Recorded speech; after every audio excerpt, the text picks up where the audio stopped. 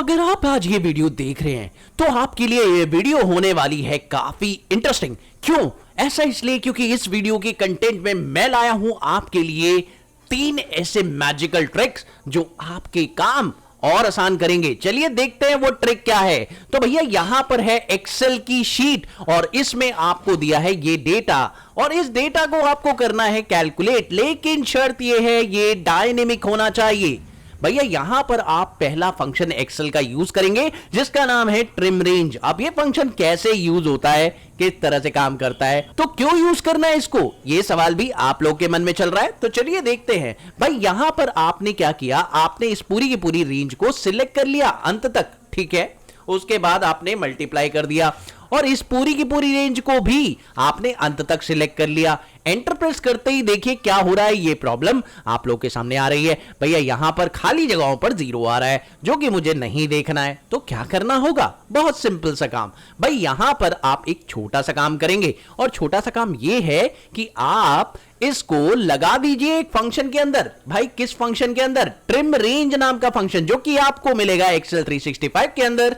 आप लोग लगाइए इस फंक्शन को और जैसे ही आप इस फंक्शन को लगा देंगे ट्रिम रेंज, तो भैया जो बाकी अनऑथेंटिक रेंज होगी, बाकी बचा हुआ ब्लैंक डेटा होगा, वो सब गायब हो जाएगा। एंटर प्रेस करिए और ये लीजिए दोस्तों, हो गया ना गायब। अब आपका डेटा डायनेमिक भी है और अगर आप इसमें कोई डेटा डालेंगे तो देखिए ना कैलकुलेट हो रहा है ना अमेजिंग। चलिए इसी प्रॉब्लम को सॉल्व करते हैं एक बहुत ही बढ़िया और लॉजिकल तरीके से जो मेरा फेवरेट है और ये काफी कूल लगता है। प्रॉब्लम सेम है लेकिन सॉल्यूशन अलग हो सकता है। आपको ये सॉल्यूशन पसंद आए तो कमेंट में जरूर लिखिएगा आपको कौन सा सॉल्यूशन पसंद आ रहा है। गाइड ऑफ मैथ बेसिकली क्योंकि भैया हम इसी तरह का कंटेंट आप लोग के लिए बनाते रहते हैं, तो भैया एक सपोर्ट तो आप लोगों को कमेंट में देना है। बस कमेंट में आइए और फटाफट से लिख दीजिए गाइड ऑफ मैथ, हाँ हैशटैग गाइड ऑफ मैथ लिख दीजिए और जैसे ही आप लिख देंगे ना हमें मोटिवेशन मिलेगा और हम इसी तरह के और ट्रिक्स आप लोगों के लिए बनाएंगे। तो चलिए शुरू करते हैं। अब देखिए इसी ट्रिक को सीखना चाहते हैं तो आपको बिना फंक्शन के ये कैसे करनी है, बहुत सिंपल है जी। आप लोगों को कुछ नहीं करना। सर कुछ नहीं करना तो फिर करना क्या है? बिल्कुल सिंपल है, आप लोगों को इस पूरी रेंज को फिर से सिलेक्ट करना है। अरे सर कर लिया, फिर से क्या करना है? उसके बाद आप मल्टीप्लाई कीजिए। अच्छा मल्टीप्लाई कर दिया, ठीक है। उसके बाद आपने इस पूरी रेंज को भी सिलेक्ट कर लिया, बहुत बढ़िया। उसके बाद आपको क्या करना है भैया, यहां पर आपको कोलन के बाद डॉट लगा देना है। और इसका मतलब क्या है भाई, कोलन के बाद डॉट लगा देना है और डॉट लगाना है भैया यहां पर भी। ओके, तो जितना भी डेटा आप लोगों का बाद वाला है वो ट्रिम हो जाएगा। ये लीजिए, हो गया ना काम। काफी अमेजिंग है ना? अमेजिंग आपको लगा? हाँ देख लीजिए, मुझे भी पसंद आया, काफी अच्छा लगा ना। तो भैया ये प्रॉब्लम सॉल्व हो गई ना। और ये डायनेमिक है भाई, ध्यान रखिएगा कोई भी पर्सन अब इसमें डेटा नहीं डाल सकता और अगर डेटा डालेगा तो वैल्यू खराब हो जाएगी। ये बात भी ध्यान रखना है आप लोगों को।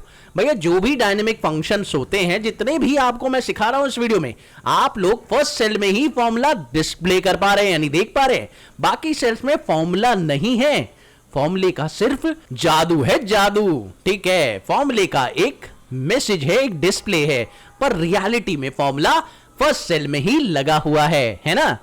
तो भैया यहां पर आप कुछ भी नहीं कर सकते, तो इससे आपका डेटा खराब होने से बचेगा भाई।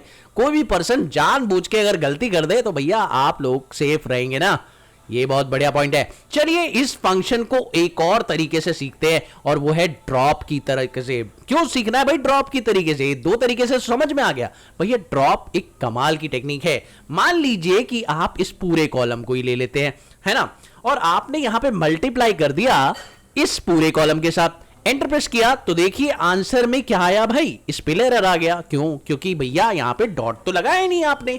मैंने यहां पे लिखा डॉट और इधर भी लिख दिया डॉट। चलो जी इधर भी लिख देते हैं हम डॉट और इधर भी लिख देते हैं डॉट। इसका मतलब क्या है? डॉट का मतलब है स्टार्टिंग में अगर कोई स्पेस ब्लैंक हो तो उसे भी उड़ा दो और बाद में अगर कोई ब्लैंक हो तो उसे भी उड़ा दो।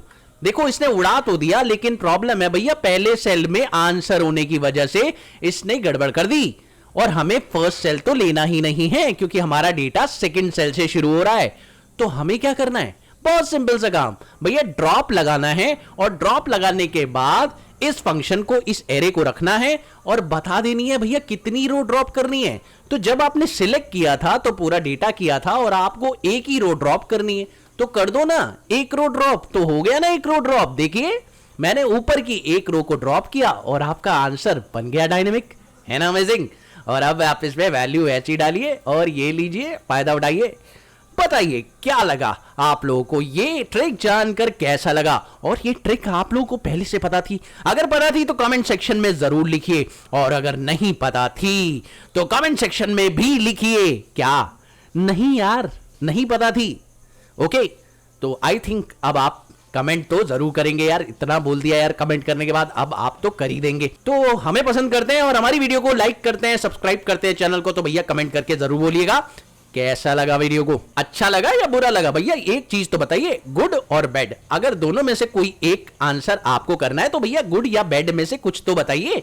तो कमेंट में लिख दीजिए गुड या बैड, दैट्स इट, और कुछ नहीं लिखना, ठीक है। चलिए मिलते हैं अगली वीडियो में एक और नए कंटेंट के साथ, तब तक के लिए देखते रहिए, सीखते रहिए, बाय बाय।